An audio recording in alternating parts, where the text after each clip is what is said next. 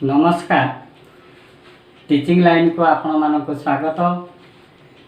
आज आम छंद उपर आलोचना करवा।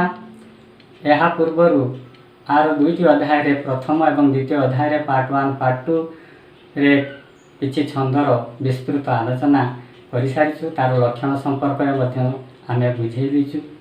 आज अवशिष्ट आउ किछि छंद रे आलोचना करने को जाऊँगी।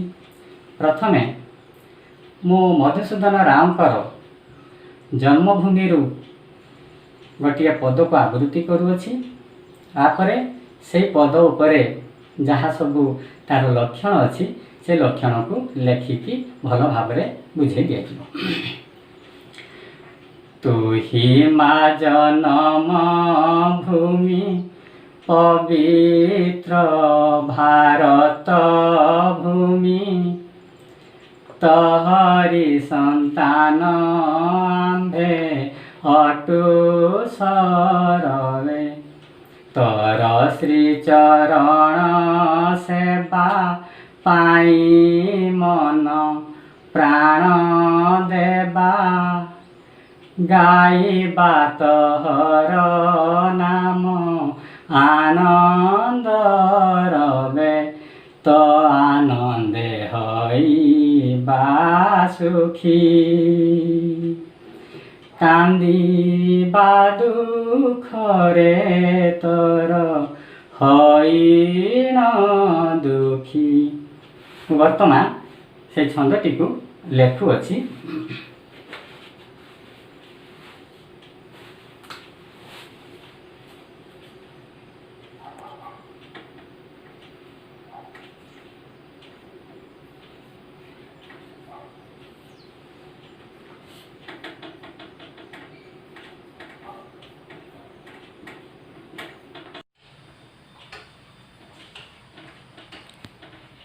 वर्तमान मु पदटी को लिखिदेली।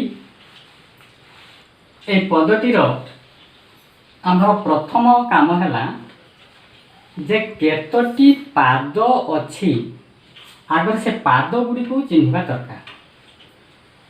देख तु ही मा जन्म भूमि पवित्र भारत भूमि तोहर संतान आंभे अटु सरवे एटा हला गोटिए पाद। एटा हला प्रथम पाद। तोर श्री चरण सेवा पाई मन प्राण देवा गाइबा तोहर नाम आनंद रवे एटा हला आउ गोटिए पाद। तामाने आर पाद संख्या हला 2। तो आनंदे होइबा सुखी एटा हला आउ गोटे पाद। तार पाद संख्या हला 3। कांदीबा दुखरे तोर हईन दुखी एटा हला आउ गोटे पाद। तार पाद संख्या हला 4। वर्तमान आमे देखिले जे एई पदटी रे 4 गोटी पाद अछि। एही पदर प्रथम पादर अक्षर संख्या 29, द्वितीय पादर अक्षर संख्या 29, तृतीय पादर अक्षर संख्या 9, चतुर्थ पादर अक्षर संख्या 13। आमे वर्तमान अक्षर संख्या को किपरि मने रखिबा लक्ष्य कर। द्वितीय पादर अक्षर संख्या 29 2 9।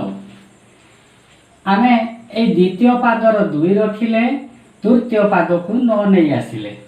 वर्तमान तृतीय पादर अक्षर संख्या 9 पुणी चतुर्थ पादर अक्षर संख्या माने 9 युक्त 4 आसिला 13। तेरे वर्तमान आमे सबु पादर अक्षर संख्या जानिगले। तापरे आमे देखिबा जे केउ पाद माने अक्षर उपरे जतिपात पड़ुअछि। तु ही मा जन्म ए मो पर पड़ला भूमि पवित्र भारत एठी पड़ला भूमि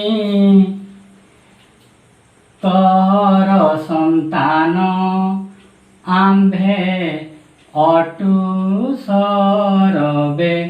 ତେବେ ଜନ୍ମ ପାଖରେ ଗୋଟେ ପଡ଼ିଲା, ଭୂମି ପାଖରେ, ଭାରତ ପାଖରେ, ପୁଣି ଏଠି ଶେଷ ଭୂମି ପାଖରେ। ଅର୍ଥାତ୍ ଏଠି 6, 8, 14, 16 ଅକ୍ଷର ଉପରେ ଜ୍ୟୋତିପାତ ପଡ଼ିଲା। ପୁଣି ସେଇଟା ଆହୁରି ରହିଛି ଦନ୍ତ ତୋର ସନ୍ତାନ ଆମ୍ଭେ ଅଟୁ ସରବେ। ଅର୍ଥାତ୍ 22 ଅକ୍ଷର, 24 ଅକ୍ଷର, 29 ଅକ୍ଷର ଉପରେ ଜ୍ୟୋତିପାତ ପଡ଼ିଲା। ଏଟା ପ୍ରଥମ ପାଦର ଜ୍ୟୋତିପାତ। ବର୍ତ୍ତମାନ ଦ୍ୱିତୀୟ ପାଦରେ ଦେଖିବା। ପ୍ରଥମ ପାଦରେ ଅକ୍ଷର ସଂଖ୍ୟା ଗୁଡ଼ିକୁ ମୁଁ ପ୍ରଥମରୁ ଗଣିବା ଆରମ୍ଭ କରିଛି ଶେଷ ପର୍ଯ୍ୟନ୍ତ, ସେଥିପାଇଁ 29 ଅଛି। ଏବଂ ଦ୍ୱିତୀୟ ପାଦରେ ଲକ୍ଷ୍ୟ କର, ଜ୍ୟୋତିପାତ ଯେଠି ପଢ଼ୁଛୁ ସେ ଜ୍ୟୋତିପାତ ପରେ ପୁଣି 1, 2 ଆରମ୍ଭ କରିବା। ହେଲେ କ'ଣ ହେବ ଲକ୍ଷ୍ୟ କର, ତୋର ଶ୍ରୀ ଚରଣ ଏଠି ପଡ଼ିଲା, ସେବା ପାଇଁ ମନ ପ୍ରାଣ ଏଠି ପଡ଼ିଲା, ଦେବା ଗାଇବା ତୋହର ଏଠି ପଡ଼ିଲା, ନାମ ପଡ଼ିଲା, ଆନନ୍ଦ ରବେ ଏଠି ପଡ଼ିଲା। ଆର ଗଣିବାର ଲକ୍ଷ୍ୟ କର ଯେ ତୋର ଶ୍ରୀଚରଣ ଏଠି ହେଲା 6, ତାପରେ ସେବା ତା ତଳେ ମୁଁ ଲେଖିଛି 2। ଅର୍ଥାତ୍ ଏଇ ଯେଉଁ ସେବାଟା 6 ସରିଗଲା, ତାପରେ 1, 2 ଆରମ୍ଭ ହେଲା। ପୁଣି ଯେଠି ଜ୍ୟୋତିପାତ ସରିଲା ତାପର ଅକ୍ଷରରୁ ଯେତେବେଳେ ଆମେ ଗଣିବା ଆରମ୍ଭ କରିବା, 1 ପାଖରୁ ଗଣିବା। ସେଇ ଦୃଷ୍ଟିରୁ ଏଠି ପୁଣି ହେଲା 6 ଯୁକ୍ତ 2। ପୁଣି ଏଇଟା ଜ୍ୟୋତିପାତ ସରିଯାଇଛି, ଏଇଠି 1 କରିକି ଗଣିବା, 1, 2, 3, 4, 5, 6। ପୁଣି ଆସିଲା 6। ପୁଣି ଆଉ ଥରେ ଯେତେବେଳେ ଗଣିବା 1 ପାଖରୁ ଗଣିବା, 1, 2, ପୁଣି 2ରେ ପଡ଼ିଲା। ପୁଣି ତାପରେ 1 ପାଖରୁ ଗଣିବା ଆରମ୍ଭ କରିବା, 1, 2, 3, 4, 5, 5ଟି ଅକ୍ଷର। ତେବେ ଆକୁ ଆମେ ଯଦି ମନେ ରଖିବା ପାଇଁ ତାକୁ ଲେଖିବାର ଗୋଟିଏ ଶୈଳୀ ରହିଛି। ଧରାଯାଉ ତାକୁ କେମିତି ମୁଁ ଲେଖିବି, ଦେଖ 6 ଯୁକ୍ତ 2, ପୁଣି ପଡ଼ିଛି ଯୁକ୍ତ 6 ଯୁକ୍ତ 2, 6 ଯୁକ୍ତ 2, ପୁଣି ପଡ଼ିଲା କେତେ ନା ସେଇ 6 ଯୁକ୍ତ 2, ତାପରେ ଶେଷରେ ଆସିଲା 5। ବର୍ତ୍ତମାନ ଆମେ ସବୁଗୁଡ଼ିକୁ ଯଦି ମିଶେଇ ଦେବା, ତେବେ ଇଏ ବି ହେବ 29। ଇଏ ହେଲା 29। ତୃତୀୟ ଅକ୍ଷର ଦେଖିବା, ତ ଆନନ୍ଦେ ହୋଇବା ସୁଖୀ, ତ ଆନନ୍ଦେ ହୋଇ ଏଠି ପଡ଼ିଲା, ବା ସୁଖୀ ଏଠି ପଡ଼ିଲା। ତେବେ ଆର ଲକ୍ଷ୍ୟ କର, এই ତ ଆନନ୍ଦେ ହୋଇ ଏତିକି ପର୍ଯ୍ୟନ୍ତ ଗଲା 6, ତାପରେ ବା ସୁଖୀ ଆଉ ରହିଲା 3। ତ ବର୍ତ୍ତମାନ ଆର ମନେ ରଖିବା ପାଇଁ 6 ଯୁକ୍ତ 3 ଲେଖାଯାଇପାରିବ। ତାପରେ ତଳଟା ଦେଖିବା, ଅର୍ଥାତ୍ ତାର ପାଦ ହେଉଛି 4 ନମ୍ବର ପାଦ ଦେଖିବା, କାନ୍ଦିବା ଦୁଃଖରେ ଏଠି ଗୋଟେ ପଡ଼ିଲା, ତୋର ଏଠି ପଡ଼ିଲା, ହୋଇନ ଦୁଃଖୀ ଏଠି ପଡ଼ିଲା। ବର୍ତ୍ତମାନ ଆକୁ ଆମେ ହିସାବ କରିବା। ଏଠି ତାର ହିସାବ ହେଲା ଯେ ଦେଖ 6 ଯୁକ୍ତ 2 ତାକୁ ଲେଖିଲେ 6 ଯୁକ୍ତ 2 ଯୁକ୍ତ 5। ତେବେ ଇଏ ବି ହେଲା 13। এই রকম ধারারে আমি মনে রখিপারিবা। তেবে যদি আমাকে কুহযায় যে চক্ষি ছন্দর 4টি পাদরে গোটিয়ে পদ, প্রথম এবং দ্বিতীয় পাদর অক্ষর সংখ্যা 29, তৃতীয় পাদর অক্ষর সংখ্যা 9, চতুর্থ পাদর অক্ষর সংখ্যা 13 এবং কেউ কেউ অক্ষর উপরে জ্যোতিপাত পড়ুଅছি তাকে এইটি লেখি দিয়া হয়েছি, তাকে সেইটাকে অভ্যাস করিব। এই তো দেখিলে চক্ষি ছন্দ। চক্ষি ছন্দ পড়ি আহুরি মু গোটিয়ে কবিতা মানে গোটিয়ে পদ আবৃত্তি করুଅছি, সেইটার তুমি নিজে নিজে তার জ্যোতিপাত পকাইବାକୁ চেষ্টা করিব। ମଙ୍ଗଳେ ଅଇଲା ଉଷା ବିକଚରା ଜୀବ ଦୃଶା जानकी दर्शन तृषा हृदये बही कर पल्लवे निहार मुक्ता धरी उपहार सतींक बास बाहार प्रांगणे रही कल कंठ कंठे कहिला दर्शन दिय सती राति पाहिला। तापरे आमे आउ गोटे छंद को जीवा। वर्तमान शंकराभरण छंद उपर आलोचना करिबा। शंकराभरण छंद आलोचना करने पूर्व मधुसूदन रावकर गोटे स्तव को मु आवृत्ति करुअछि। हे आनंदमय कोटि भुवन पालक अधम क्षम मुहि अवध बालक ज्ञान दाता भगवान दिय मते शुभ बुद्धि दिय दिव्य ज्ञान। वर्तमान पदटी को लेखुअछि।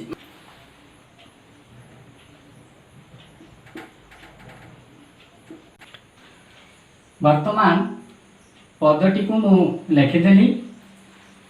एही पदटीर केतोटी पाद अछि देखिबा। हे आनंदमय कोटि भुवन पालक एटा हला गोटिए पाद। अधम अक्षम मुहि अबध बालक एटा हला आउ गोटिए पाद। ज्ञान दाता भगवान एटा हला आउ गोटिए पाद। दिय मते शुभ बुद्धि दिय दिव्य ज्ञान एटा हला आउ गोटिए पाद। वर्तमान पाद संख्या गणिबा। 1 2 3 4 हेबे शंकराभरण छंदरे 4टी पाद अछि। वर्तमान देखिबा केउ पादर अक्षर संख्या केते। प्रथम पादर अक्षर संख्या 1 2 3 4 5 6 7 8 9 10 11 12 13 14 अक्षर संख्या है 14। द्वितीय पादर 1 2 3 4 5 6 7 8 9 10 11 12 13 14 ये मध्य 14। तृतीय पादर 1 2 3 4 5 6 7 8 अक्षर संख्या है 8। चतुर्थ पादर 1 2 3 4 5 6 7 8 9 10 11 12 13 14 ये है 14। तेरे लक्ष्य कर तार प्रथम पाद द्वितीय पाद एवं चतुर्थ पादरे अक्षर संख्या 14 किंतु तृतीय पादरे अक्षर संख्या 8। अक्षर संख्या जानिगले वर्तमान देखिबा केउ अक्षर उपरे ज्योतिपात पड़ुअछि। हे आनंदमय कोटि भुवन पालक अधम क्षम मुहि अवध बालक ज्ञान दाता भगवान दिय मते शुभ बुद्धि दिय दिव्य ज्ञान। लक्ष्य कर प्रथम पादर 11 नंबर अक्षर उपरे ज्योतिपात पड़ला एवं शेष अक्षर उपरे। द्वितीय पादर मध्य ठीक से एकादश आउ शेष। चतुर्थ को लक्ष्य कर से मध्य ठीक एकादश एवं शेष किंतु तृतीय हैला माने अक्षर संख्या 2 द्वितीय एवं षष्ठ एवं शेष अक्षर उपरे ज्योतिपात पड़ला। यही हैला शंकराभरण छंदर लक्षण।